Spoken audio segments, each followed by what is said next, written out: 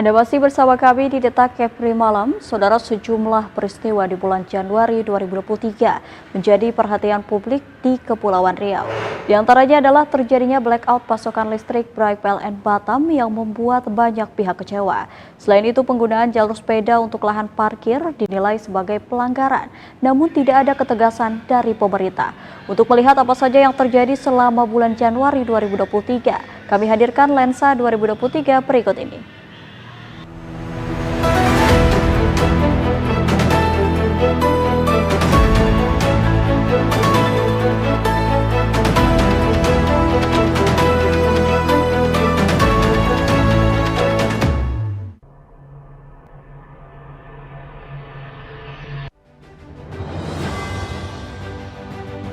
Mengawali Lebaran tahun 2023, Kota Batam dan Kabupaten Bintan mengalami gangguan listrik. Hal tersebut terjadi akibat adanya gangguan sistem, sehingga terjadi penurunan daya salah satu pembangkit yang dimiliki Bright PLN Batam. Padahal saat apel kelistrikan menjelang perayaan Natal 2022 dan Tahun Baru 2023, Bright PLN Batam menjanjikan listrik handal dengan tidak melakukan pemadaman saat perayaan Natal dan Tahun Baru. Pemadaman listrik oleh Bright PLN Batam tersebut disesalkan Wali Kota Batam Muhammad Rudi. Meski langsung berkoordinasi dengan PLN sebagai pemasok tunggal kelistrikan di Kota Batam, Rudi yakin jika pemadaman tersebut berdampak pada dunia pariwisata. Tidak hanya Wali Kota, pemadaman listrik oleh Bright PLN Batam pada hari pertama di tahun 2023 juga membuat masyarakat geram. Ketua Komisi 1 DPRD Kota Batam, Likhai, menyebut jika pemadaman listrik pada hari pertama tahun 2023 merupakan kejadian yang sangat memalukan. Di lain pihak, Bright PLN Batam harus bertanggung jawab. Bahkan politisi Partai Nasdem ini meminta Gubernur Kepulauan Riau untuk memanggil semua petinggi PLN Batam untuk mengetahui secara pasti penyebab pemadaman yang membuat aktivitas masyarakat Kota Batam dan Kabupaten Bintan terganggu. Kemarahan Likhai bukan tanpa alasan. Padamnya listrik pada awal tahun baru dapat memberikan citra buruk bagi Kota Batam yang baru saja dicanangkan sebagai kota baru dan modern. Legislator yang membidangi hukum di DPRD Batam ini berpendapat jika kinerja Bright PLN Batam sangat buruk dan harus menjadi perhatian semua pemangku kepentingan. Pasca terjadinya blackout pasokan listrik di Batam dan Bintan pada 1 Januari, DPRD Kepri langsung memanggil Bright PLN untuk ikut dalam rapat dengar pendapat.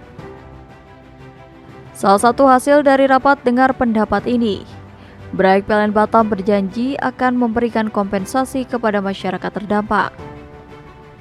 Kompensasi yang diberikan berupa pengurangan tagihan rekening listrik.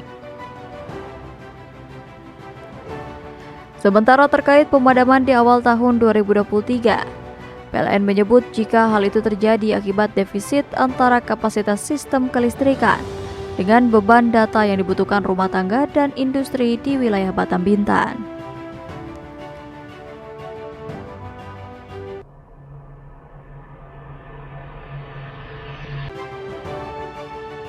Selama arus mudik Natal dan Tahun Baru 2023, Pelabuhan Karimun menjadi pelabuhan tersibuk ketiga di Indonesia setelah Pelabuhan Kota Batam dan Tanjung Pinang.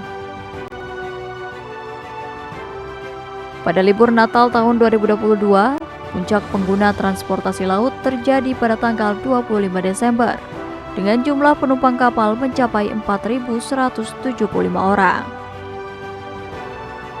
Jumlah tersebut merupakan pengguna transportasi laut melalui seluruh pelabuhan di Kabupaten Karimun, baik antar pulau dalam kabupaten, antar kabupaten dan kota, maupun antar provinsi. Sementara untuk libur tahun baru, lalu lintas terpadat terjadi pada tanggal 1 Januari 2023. Karena telah diantisipasi sebelumnya, nyaris tidak ada kendala dalam melayani penumpang di Pelabuhan Karimun. Sejak awal KSOP telah menyiapkan 44 armada kapal untuk mengakomodir arus libur Natal dan Tahun Baru. Selain itu juga dilakukan penambahan jadwal keberangkatan kapal di pelabuhan yang ada di Bumi Berazam.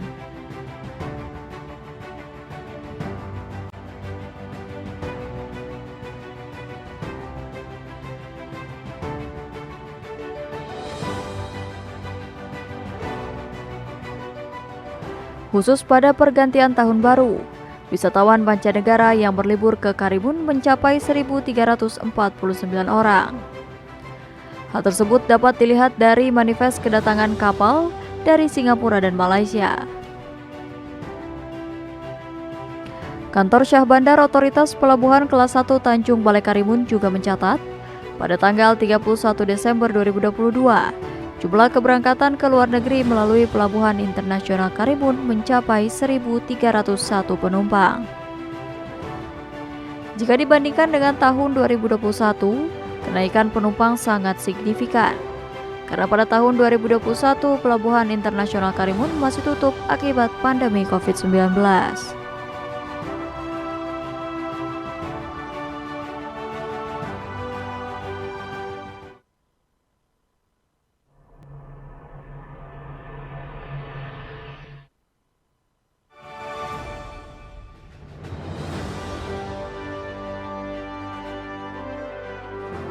Pada awal tahun 2023, banyak pihak yang menyayangkan upaya pemerintah kota dan BP Batam dalam membangun infrastruktur yang tidak disertai dengan ketaatan masyarakat dalam menggunakan fasilitas umum. Sejumlah titik jalur sepeda yang baru dibangun menjadi lahan parkir kendaraan roda 2 dan roda 4. Kondisi tersebut bisa dilihat di Jalan Engku Putri Utara depan kantor pos dan lokasi lain di Batam Center yang menjadi jantung pemerintah di Kota Batam.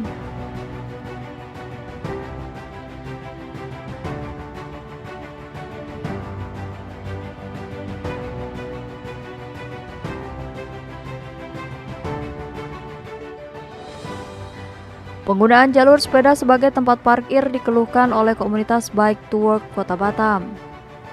Menurut mereka, pembuatan jalur sepeda memiliki dasar hukum untuk memenuhi hak pesepeda dan pejalan kaki. Untuk itu, pemerintah diminta berlaku tegas dengan menegakkan aturan serta memberikan himbauan agar tidak menjadikan jalur sepeda sebagai tempat parkir kendaraan bermotor.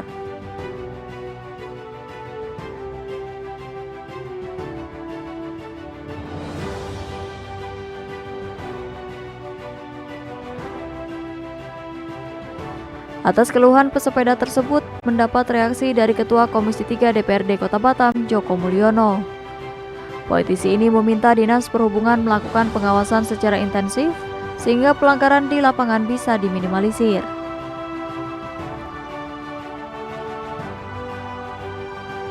Agar pelanggaran dapat dikenai sanksi, Joko Mulyono meminta Dinas Perhubungan memasang rambu-rambu lalu lintas.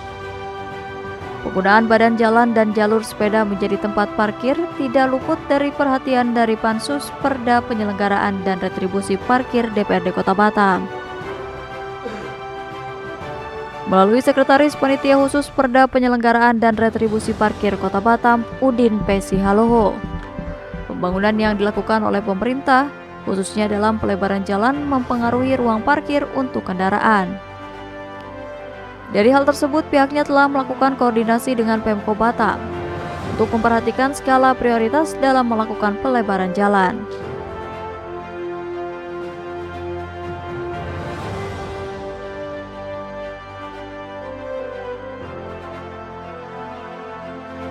Politisi Partai Demokrasi Indonesia Perjuangan ini juga mengusulkan agar pemerintah dan DPRD segera membuat aturan parkir di lingkungan dan pinggir jalan.